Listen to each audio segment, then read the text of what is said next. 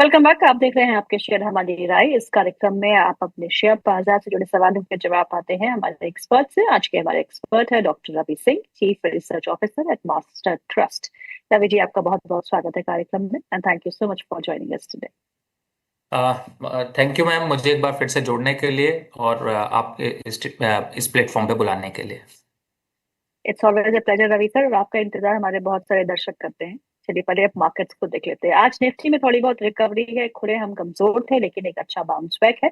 25,700 के ऊपर कामकाज करते हुए सेंसेक्स 240 अंक मजबूत। वहीं बैंक निफ्टी में 200 अंकों की बढ़ोतरी देखने को मिल रही है और बैंक निफ्टी 61,158 के आसपास कामकाज कर रहे हैं। आज निफ्टी की वीकली एक्सपायरी भी है तो उठापटक तो जायज है, लेकिन आज कहाँ पे एक अच्छा मोमेंटम देखने को मिल रहा है वो है IT stocks. Infosys, HCL tech, Wipro, इन सभी स्टॉक्स में एक अच्छा रुझान है। बाउंस बैक की कहेंगे बिकॉज पिटाई भी बहुत हुई थी। 4.6 लाख करोड़ का wash out in market cap हमने पिछले एक हफ्ते में देखा है because of the AI led disruption जो हमारे आईटी स्टॉक्स ने झेली है और हम सब निवेशकों ने भी झेली है। लेकिन एक बाउंस बैक है, सस्टेनेबल या नहीं सस्टेनेबल इसे हम रवि सर से जरूर पूछेंगे। लेकिन अडानी एंटरप्राइजेस और अडानी पोर्ट्स दोनों के चार्ट्स अगर हमारे प्रोड्यूसर हमें दिखाएं तो ये डे हाई पे आ चुके हैं। I don't know what the news is but the stock is a day high.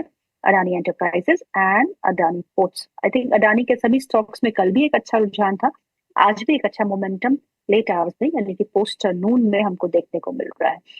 चलिए रवि सर से पूछते हैं पहले निफ्टी निफ्टी की वीकली एक्सपायरी सर, और निफ्टी 25,700 के पार। अब यहाँ से कहाँ आप देखते हैं और आपको रिलेटिव स्ट्रेंथ कहाँ दिखती है बैंक निफ्टी में ज्यादा विसा विसा निफ्टी?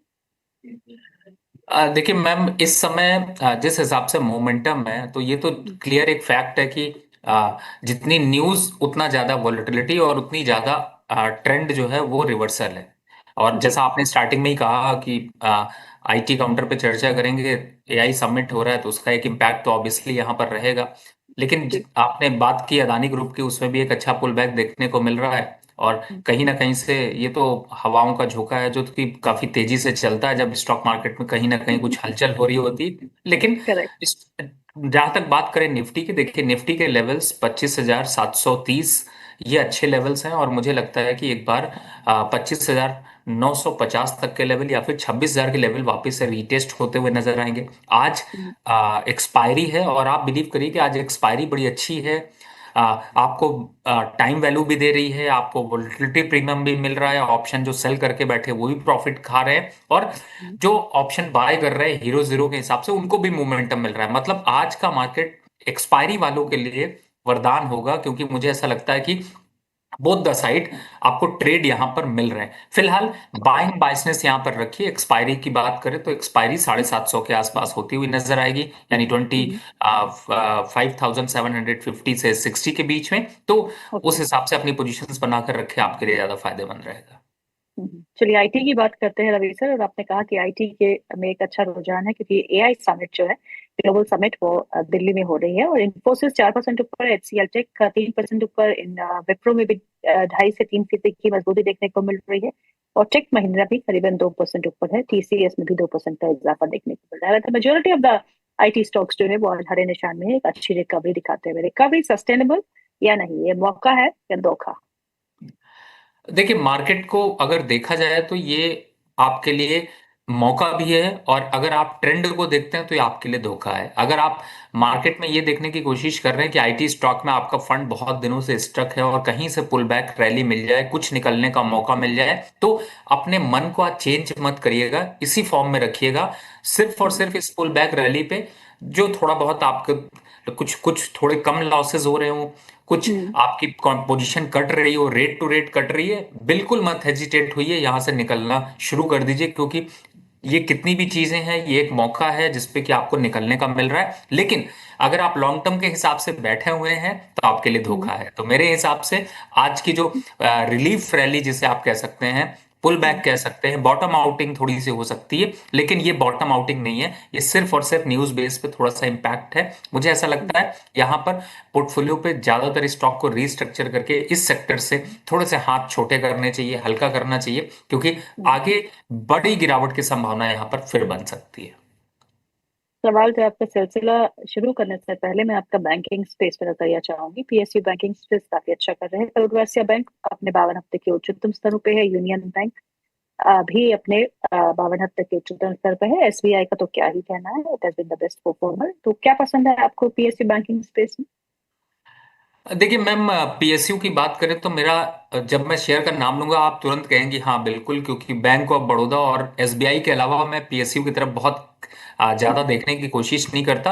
लेकिन जी। मेरा एक मानना है कि अगर आपकी पीएसयू, सिर्फ पीएसयू की बात करते हैं, अगर पीएसयू में आपने 100 रुपए डालने हैं, 100 रुपए का आप पोर्टफोलियो बना रहे हैं, तो मेजर पोर्शन आपका होना चाहिए एसबीआई पे, और सेकंड ऑप्शन जो है वो है बैंक ऑफ बड़ौदा। लेकिन जो छोटे मोटे स्टॉक्स हैं, जैसे कि आपके यूको बैंक हैं या हम्म। फिर यूनियन बैंक है, बैंक ऑफ इंडिया है, हम्म। इस तरीके के जो स्टॉक्स हैं, इनमें भी 30% का एक्सपोजर जरूर रखिए, और लेकिन सब में डिवाइड करके। तो मुझे लगता है ये ज्यादा अच्छी स्ट्रैटेजी है। और वैसे भी ये थोड़े से सीजनल ज्यादा दिखाई देते हैं। अभी बजट का इम्पैक्ट हुआ, एलोकेशन, हम्म। एनपीएस, ये सारी वैल्यूज, आरबीआई पॉलिसी, ये सब फैक्टर बैंकिंग को थोड़ा स्ट्रांग रखेंगे फर्स्ट हाफ तक, यानी कि मई तक अभी बैंकों में एक अच्छा मोमेंटम यहाँ पर चलता हुआ नजर आएगा।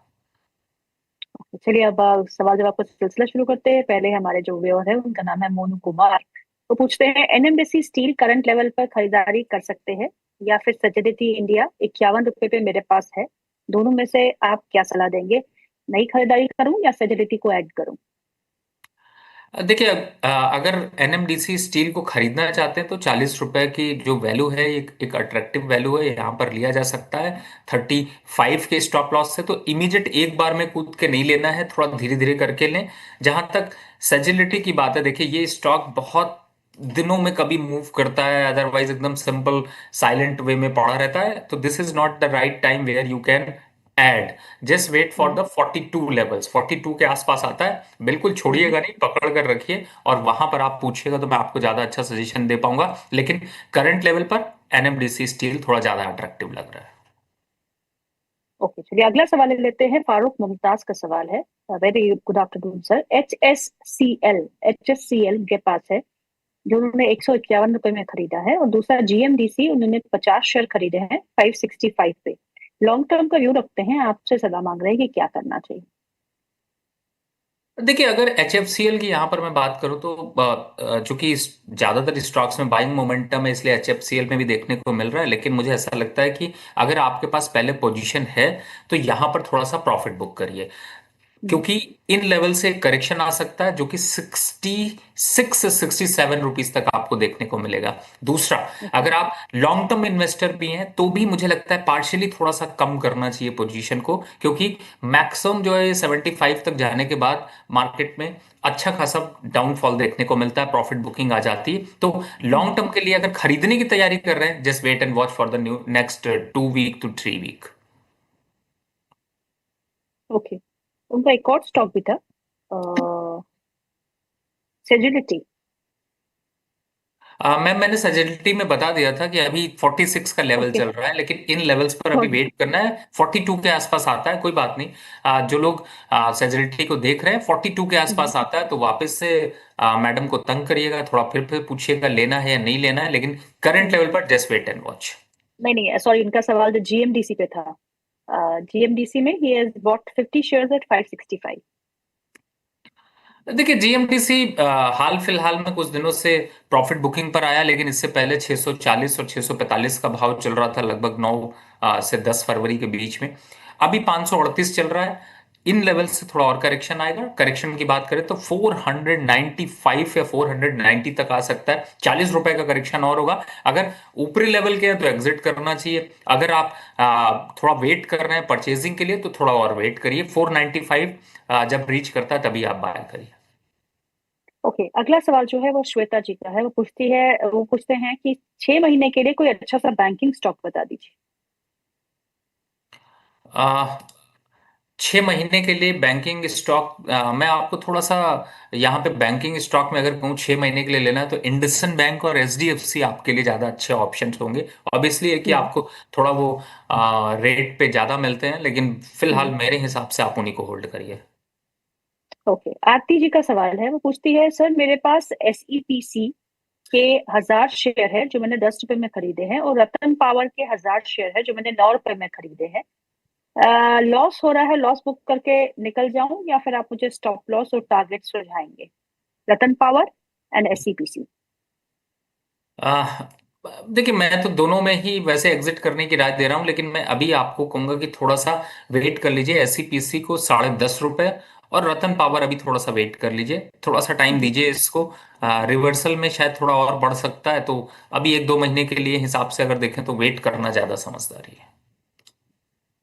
ओके, 9 रुपए के भाव के आसपास उन्होंने एक्यूमुलेट किया है रतन पावर।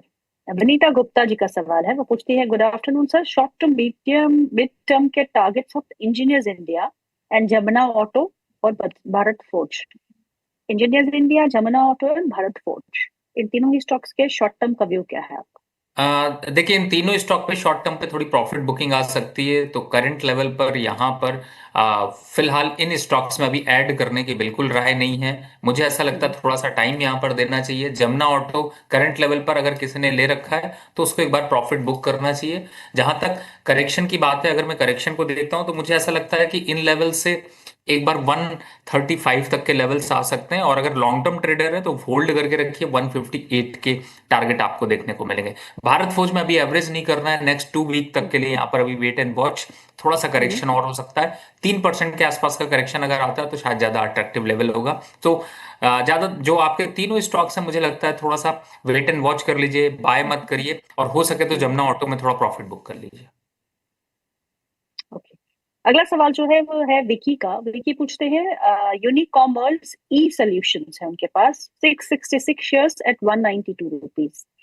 क्या करूं, आधा रह गया है, कुछ समझ नहीं आ रहा, कोई और ऑप्शन जिससे इसका घाटा कहीं और कवर हो सके? देखिए फिलहाल तो मैं ये कहूंगा कि जब भी ऐसी आपकी सिचुएशन, ऐसी दुविधा, ऐसा दर्द हो, तो सबसे हम्म। पहले कोशिश ये क्या करिए कि उस स्टॉक से एक बार निकाल दीजिए, क्योंकि जैसे ही निकालेंगे धीरे धीरे करके सब कुछ नॉर्मल होना शुरू हो जाएगा, और वो आपको फंसा कर रखता है। रही बात हम्म। किसकी करें, देखिए अभी आईडीबीआई बैंक कुछ दिनों पहले बहुत अच्छे हम्म। मोमेंटम पर आया, हम्म। 95 से बढ़ते हुए 100-125 रुपए तक का लेवल दिखाने की क्षमता है, और अभी 155 तक जा सकता है।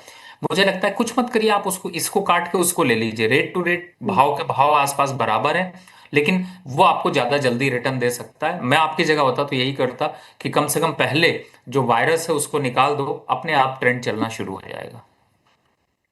Correct.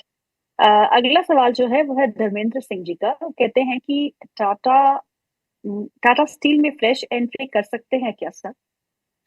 Tata steel, national aluminium, JSW steel, इन तीनों काउंटर पे कोई भी फ्रेश एंट्री नहीं बनती है। आफ्टर 5% करेक्शन ही कुछ एंट्री बनेगी। अगर आप लेने की सोच रहे हैं, लॉन्ग टर्म की भी सोच रहे हैं, तो just wait for the 5% correction more from the current level. Sachin का सवाल है, पूछते हैं, क्या मैं सिल्वर में फ्रेश बाइंग कर सकता हूँ या फिर अगर उनके पास है तो प्रॉफिट बुकिंग कर लेना चाहिए? आप क्या सजेस्ट करें? देखिए पहली बात है, आपको बाइंग लेवल बताना चाहिए। दूसरा, हम्म। सिल्वर में करेक्शन जरूर है, लेकिन बहुत बड़ा करेक्शन नहीं है। मैक्सिमम आप लोगों के माध्यम से मैं बोलूं तो 185 तक का लेवल अभी सिल्वर में जा सकता है। आज कितना चल ओके। रहा है? आज आपने 238 देखा है, तो अभी हम्म। 1-2 दिन के लिए, यानी टिल द मंडे एक करेक्शन हम्म। जोन रहेगा, और अभी हम्म। फिलहाल बाय नहीं करना है। Just hmm. Wait and watch for 20,000 more correction from the current level. Okay, आज रशिया, यूक्रेन और यूएस के टॉक्स भी है जनीवा में, यूएस ईरान की मीटिंग भी है जनीवा में, बहुत कुछ है जहाँ के दिन के डेवलपमेंट्स का इम्पैक्ट जो है गोल्ड रेसिड्यू पे पड़ सकता है, क्रूड पे भी पड़ सकता है। So these are the negotiations और बातचीत जो है उसका भी आज इम्पैक्ट पड़ेगा। यूएस मार्केट्स कल बंद थे, आज खुलेंगे, तो वहां पे देखना होगा कि इन सब बातों को मिला के क्या जोर बनता है।